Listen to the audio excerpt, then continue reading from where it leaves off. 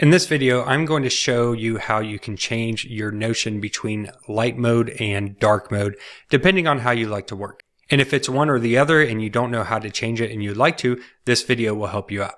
So we want to go to our settings. There are two places that you can get to your settings. You can click on your name at the top, and then you can click on the settings button here, or you can go to the sidebar and click on the settings button inside of the sidebar. So we'll go ahead and select that.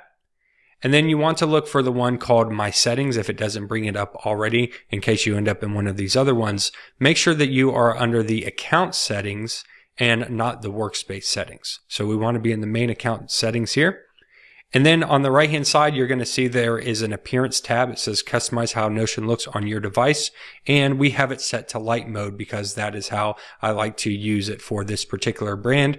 However, generally I work in dark mode. So if I click on this button, we have three settings: use system setting, light, or dark. And currently it's set to light mode. If I change it to use system setting, because I actually use dark mode on my computer pretty often, you will see that it changes Notion into dark mode. And so we can click on that, and if we don't want that, we can change it to light. Or if we specifically want to tell it to use dark mode, we can set it to dark mode.